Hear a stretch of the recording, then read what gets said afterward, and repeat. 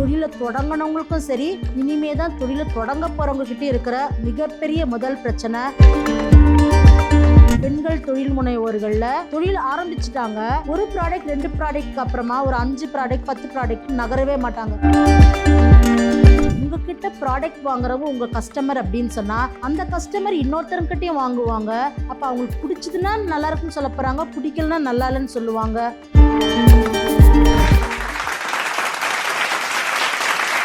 வணக்கம், நான் உங்கள் கவிதா பலராமன். இன்னைக்கு பெண்கள் தொழில் முனைவோர்களுக்காகவே தான் இந்த டாபிக் பேச போகிறேன். நிறைய சிறப்பாக தொழில் செஞ்சுட்டு இருக்காங்க, அல்லது இனிமே தான் தொழில் தொடங்க இருக்க போகிறீங்க அப்படின்னாலும் இந்த வீடியோ உங்களுக்கு ரொம்ப ரொம்ப உபயோகரமாக இருக்கும். ஸ்கிப் பண்ணாதீங்க, முழுசாக லிசன் பண்ணுங்க. உங்களுக்கு எந்த தகவல் வேணுமோ அதை கட்டாயமாக நோட்டில் குறிப்பு எடுத்து வச்சுக்கோங்க. குறிப்பு எடுத்து வச்சுட்டு அதை 21 நாள் அந்த குறிப்பை படித்தாலும் சரி, அல்லது இந்த வீடியோவையே நீங்கள் 21 நாள் ரேடியோ மாதிரி ஆன் பண்ணி கேட்டாலும் சரி, நிச்சயமாக உங்கள் தொழிலில் மிகப்பெரிய மாற்றம் இருக்கும். அல்லது நீங்கள் தொடங்க போகிற தொழில் எடுத்த உடனே சக்ஸஸ்ஃபுல்லாக அமையும். என்னங்க மேடம், கடவுள் மாதிரி குரு மாதிரி கவிதா பலராமன் பேசுகிறான்னு நினைக்கிறீங்களா? 1 வருஷம் இல்லை 2 வருஷம் இல்லை, 2006 விமன் ஆண்டர்பிரினர்ஷிப் படித்தேன். இன்றைக்கி 2026. இந்த 20 வருட காலமாக 2 டிகேட்ஸாக நான் பெண்கள் தொழில் முனைவோரை வேலை பார்த்துட்டு வந்துட்டே இருக்கேன். பெண்கள் தொழில் முனைவோரோடு இருக்கேன். அவங்க மனநிலையை பார்த்த பொழுது எந்த பிரச்சனை அவங்க காலை இழுக்குது, எந்த பிரச்சனை அவங்க தலையை சுற்றுது, எந்த பிரச்சனை அவங்க ஒரே இடத்துல உட்காத்தி வைக்குது, எந்த பிரச்சனை அவங்கள வளரவே விடலை அப்படிங்கிறத கூர்ந்து கவனித்து குறிப்புகளாக எடுத்து வச்சு இன்றைக்கி உங்கள் முன்னாடி ப்ரெசன்ட் பண்ண போகிறேன். ஸோ இந்த வீடியோவை நிச்சயமாக ஸ்கிப் பண்ணாதீங்க. எங்கெங்கே தவறுகள் செய்கிறீங்க அப்படின்னு உங்களுக்கு தோணுதோ ஃபுல் ஸ்டாப் வச்சு உடனே நீங்கள் உங்கள் நோட்டு புத்தகத்தில் எழுதுங்க, அதை கரெக்டும் பண்ணுங்க. ஸோ இது என்ன தலைப்புன்னு கேட்டிங்கன்னா, விமன் ஆண்டர்பிரினர்ஷிப் வெர்சஸ் சைக்காலஜி தான். மனம் ரீதியாக உளவியல் ரீதியாக பெண்கள் தொழில் முனைவோர்கள் சந்திக்கக்கூடிய சவாலாக இருக்கக்கூடிய பிரச்சனைகள் என்னென்ன அப்படிங்கிறத நம்ம இந்த வீடியோவில் பார்க்குறோம். முதல் பிரச்சனை பெண்கள் தொழில் முனைவோர்களுக்கு சவாலாக இருக்கக்கூடியது அப்படின்னு பார்த்தீங்கன்னா, ஆங்கிலத்தில் இன்டிசிசிவ்னஸ்ன்னு சொல்லுவோம். அதாவது முடிவு எடுக்காமையே இருக்கிறது. முடிவு எடுக்கிறதே கிடையாது. முடிவு எடுக்கிறேன் இன்னைக்கு, நாளைக்கு, நாளை மறுநாள், அடுத்த வருஷம் அப்படின்னு ஒரு முடிவை எடுக்கிறதுக்கு காலம் தாழ்த்திட்டே இருக்கிறது. ஸோ முதல் பிரச்சனை பெண்கள் தொழில் முனைவோர்கள்கிட்ட, தொழிலை தொடங்கினவங்களுக்கும் சரி, இனிமே தான் தொழிலை தொடங்க போகிறவங்கக்கிட்ட இருக்கிற மிகப்பெரிய முதல் பிரச்சனை இன்டிசிசிவ்னஸ். சரி, பிரச்சனையை கண்டுபிடிச்சிட்டோம். இந்த பிரச்சனைக்கான சொல்யூஷன் என்ன, தீர்வு என்ன, எப்படி இதிலேருந்து மீண்டு வர்றது அப்படின்னா, அதுதான் இது உங்கள் பிரச்சனையாக இருந்ததுன்னா முதல்ல நோட்டு புத்தகத்தில் எழுதுங்க. எது உங்களுக்கு பயமாக இருக்குது, ஏன் இந்த முடிவை எடுக்க மாட்டேங்கிறீங்க அப்படிங்கிறத எனக்கு தெரியுமா அல்லது உங்களுக்கு தெரியுமா? என்னுடைய பிரச்சனைனா எனக்கு தெரியும். அது உங்களோட பிரச்சனையாக இருக்கும் பொழுது அந்த பிரச்சனைக்கான காரணம் என்ன, அந்த முடிவு ஏன் எடுக்கலை? பணம் பிரச்சனைன்னு நினைக்கிறீங்களா, அல்லது வீட்டில் இருக்கிறவங்க உதவி செய்ய மாட்டாங்கன்னு நினைக்கிறீங்களா, மார்க்கெட்டில் பொருளை விற்க முடியாதுன்னு நினைக்கிறீங்களா அப்படின்னு லிஸ்ட்டு போடுங்க. ஸோ கடைசியில் உங்களுக்கு விடை தெரியும். இன்டிசிசிவ்னுக்கான முக்கியமான பிரச்சனை வெளியிலேருந்தெல்லாம் கிடையாதுங்க, நீங்கள் தான். முடிவு எடுக்காதது தான் எல்லாத்துக்குமே பிரச்சனை. அப்போ முடிவு எடுத்துட்டா செயல்பட முடியும், செயல்பட்டால் வெற்றி தானே. இந்த பிரச்சனையிலேருந்து வெளியில் வரணும்னா செய்ய வேண்டியது சரியான நேரத்தில் முடிவு எடுங்க. இரண்டாவது மிக சவால் நிறைந்ததாக பெண்கள்கிட்ட பார்க்குறது என்னன்னு பார்த்தீங்கன்னா, ட்ரீம், கனவு வெர்சஸ் ஆக்ஷன். அதாவது கனவு வெர்சஸ் செயல்பாடு தான். ட்ரீமு வெர்சஸ் ஆக்ஷன் அப்படின்னா என்ன? நிறைய கனவு காண்றாங்க, ஆனால் அந்த கனவுகளை நிஜமாக செயல்படுத்தும் பொழுது ஒன்றுமே அங்கே இல்லை. எதனால் இந்த பிரச்சனை? அப்போ அவங்களுக்கு என்ன கிடைக்கிது பிரச்சனை அப்படின்னு பார்த்தீங்கன்னா, மனச்சோர்வு, சோகம், சாதிக்கவே முடியல அப்படின்றது, அல்லது அவங்க ஏதோ ஒரு வெற்றி இலக்கை அடைஞ்சிருப்பாங்க, ஆனால் மனசில் திருப்தியே இருக்காது. அப்போ மனம் சார்ந்த பிரச்சனையா, என்ன பிரச்சனை இது? ரெண்டாவது. ஸோ கனவுகள் நீங்கள் காண்றீங்க, தவறே இல்லை, அது தொழில் சார்ந்த கனவுகள். இரண்டாவது, தொழில் செய்ய போகிறேன்னு நினைக்கிறவங்களும் கனவுகள் காண்றீங்க, ஆனால் அந்த கனவு இலக்கா, செயல்பாடா, லட்சியமாக மாறும் பொழுது அங்கே ஒரு மிகப்பெரிய கேப் இருக்குது. அந்த கேப்பை யார் கவனிக்கிறாங்களோ அவங்க ஜெயிச்சிடுறாங்க. அந்த கேப்பை யார் கவனிக்கலையோ அவங்க தான் கீழே தடுக்கி விழுந்துடுறாங்க. பிஸ்னஸில் இந்த மாதிரி தடுக்கி விழுந்த உடனே அச்சச்சோ இந்த பழம் புளிக்கும் அப்படின்னு சொல்லிட்டு அந்த பிஸ்னஸ் அடுத்த பிஸ்னஸ்ஸு அப்புறம் மூணாவது பிஸ்னஸ்ன்னு குதிச்சு போகிறாங்க. ஆனால் எல்லா இடத்துலையும் இதே பிரச்சனை தான். என்ன பிரச்சனை? Dream versus action. கனவுகளுக்கும் செயல்பாடுகளுக்கும் ஆன தொடர்பு ரொம்ப பெருசு. அப்போ இது பிரச்சனை. அப்போ இதுக்கான சொல்யூஷன் என்ன அப்படின்னு என்ன கேட்டிங்கன்னா, சொல்யூஷன் ரொம்ப சிம்பிள். நீங்கள் கண்ட கனவை எழுதி பாருங்க. அப்போ தான் உங்களுக்கு ஆக்ஷன் செயல்பாடு புரியும். ஒரு உதாரணம் சொல்லணுன்னா, ஒரு அம்மா அவங்க ஒரு மசாலா பிஸ்னஸ்ஸு கனவு காண்றாங்கன்னு வச்சுக்குவோம். அந்த கனவு காண்றதை எழுதுனாங்கன்னா தான் செயல்பாடு என்ன முடியும். ஒரு வாரத்தில் 10 கிலோவா 50 கிலோவா அப்படிங்கிறது தெரியும், புரியும். அப்போ அதுக்கான இன்வெஸ்ட்மெண்ட் கால்குலேஷன் தெரியும். 50 கிலோ அரைச்சிருவாங்க, ஆனால் அவங்க விற்பனை கெப்பாசிட்டி 20 கிலோ தான்னு புரியும். அப்போ 20 கிலோ தான் புரிஞ்சுதுன்னா அவங்க 50 கிலோ அரைக்கணுமா, 50 கிலோக்கு பதிலாக 20 கிலோ அரைக்கணுமா? விடை உங்களுக்கு தெரியுது தானே. அப்போ 20 கிலோ அரைச்சா போதும். அப்போது உங்களுக்கு என்ன சொல்ல விரும்புகிறேன்னா, கனவுகள் நிறைய பேர் காண்றாங்க, ஆனால் ஆக்ஷனோட மீட் ஆகலை. அப்போ இதுக்கான பிரச்சனைக்கான சொல்யூஷன் என்ன? கனவு காணுகிற பொழுது அந்த கனவு படிச்சிருக்கோம் படிக்கலை, ஆனால் நம்மளால் மனக்கணக்காக எழுத முடியும், மனக்கணக்காக வரைய முடியும், கிறுக்க முடியும்னா எழுத்து வடிவில் அது மாறுச்சுன்னா உங்களுக்கு இந்த சீச்சி இந்த பழம் புளிக்கும்னு கிடையாது. 20 கிலோ தான் என்னோடய கெப்பாசிட்டின்னு புரிஞ்சிடும், 50 கிலோ கெப்பாசிட்டின்னு புரிஞ்சிடும். அதற்கேற்ற மாதிரி பிஸ்னஸ் நடத்தும் பொழுது சக்ஸஸ் அப்படிங்கிற பணம் லாபம் உங்கள் கைக்குள்ளே வரும். அப்படி இல்லாத பொழுது தான் மனச்சுமைகள், கஷ்டம், பிஸ்னஸ் பண்ண முடியலன்னு தோணுது. ஸோ இந்த இரண்டாவது பிரச்சனைலேருந்து நீங்கள் இனிமேல் மீண்டுடுவீங்கன்னு நான் நம்புகிறேன்.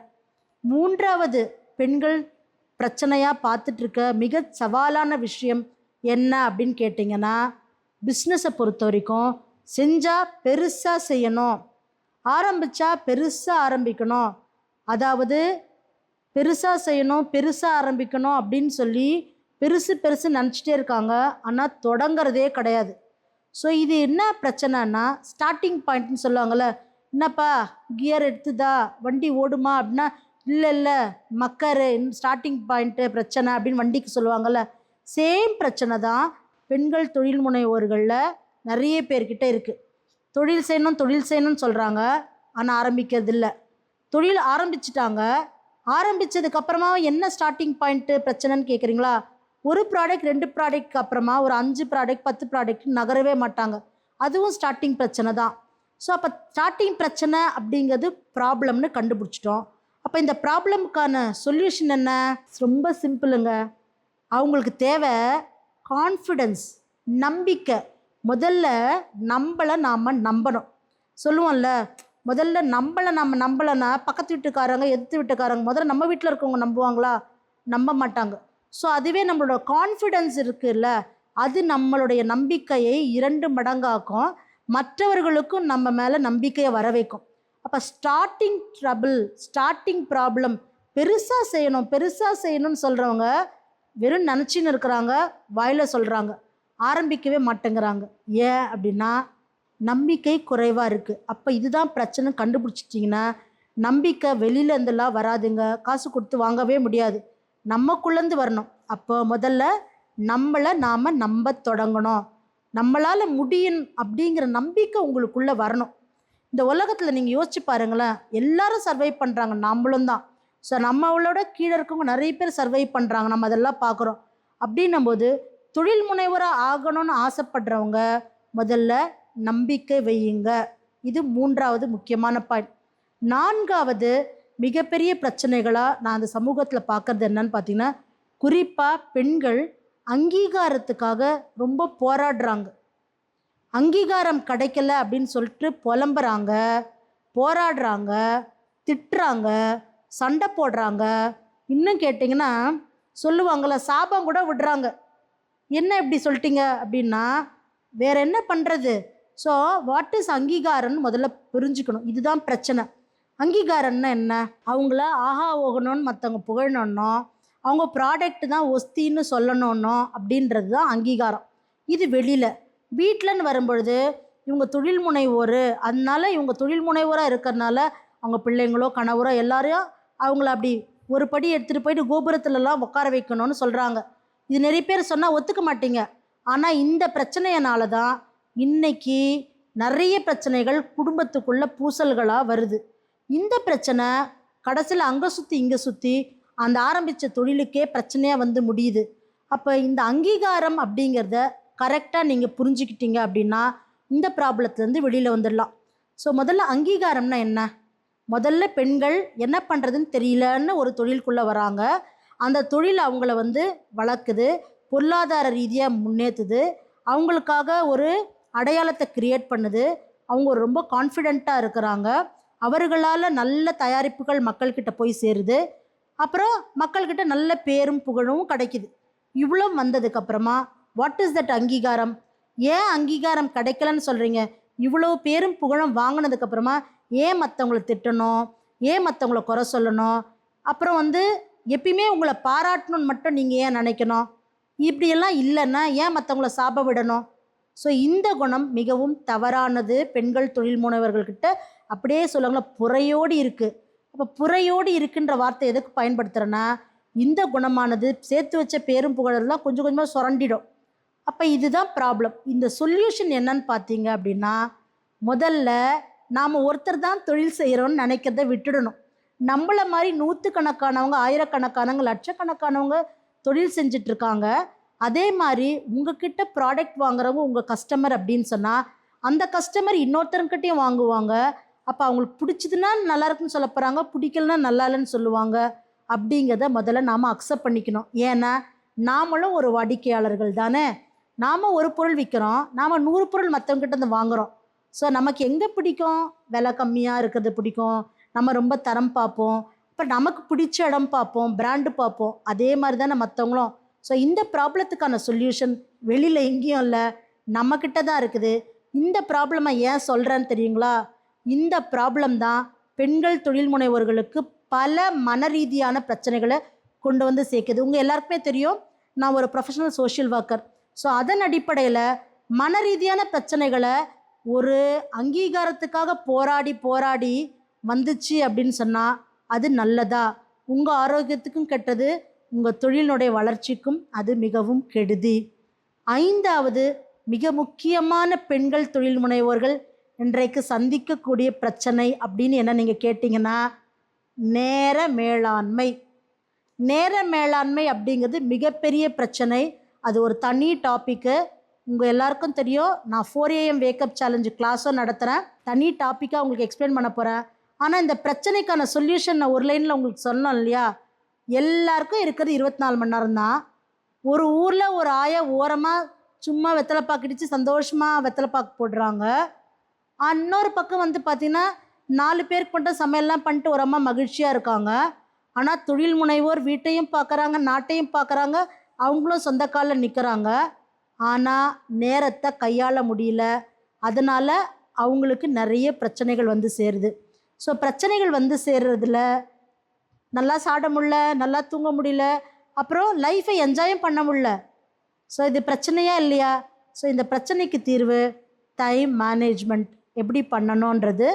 அதை நீங்கள் கற்றுக்கணுன்னா KB கிளாஸஸில் நீங்கள் ஜாயின் பண்ணிக்கலாம். மறக்காமல் இந்த 5 பிரச்சனைகள் உங்களுக்கு இருக்குது அப்படின்னு சொன்னால் இருக்குது அப்படின்னோ, எந்த பிரச்சனை இருக்குன்னோ அதுலேருந்து நிச்சயமாக பிரச்சனைலேருந்து வெளியில் வரதுக்கான சொல்யூஷனும் இந்த வீடியோவில் இருக்குது அப்படிங்கிறத கமெண்ட்டில் எழுதுங்க. நீங்கள் என்னோட பேசணுன்னா கட்டாயமாக டிஸ்கிரிப்ஷனில் நம்பர் கொடுத்துருக்கேன். நம்பர் எடுத்து என்னோட நீங்கள் பேசலாம், வகுப்புகள்லையும் கலந்துக்கலாம். ஸோ சைக்காலஜி கவுன்சிலிங் வேணாலும் நீங்கள் எடுத்துக்கலாம், டைம் மேனேஜ்மெண்ட் வேணாலும் எடுத்துக்கலாம், அல்லது பிஸ்னஸ்க்கான கன்சல்ட்டிங் வேணும்னாலும் நீங்கள் எடுத்துக்கலாம். ஸோ அருமையான வாய்ப்பை கொடுத்த ஆண்டாள் ஆலோசனை மேடம்க்கும் ஸ்ருதி லெபார்டரிஸ்க்கும் மனமார்ந்த நன்றிகள்.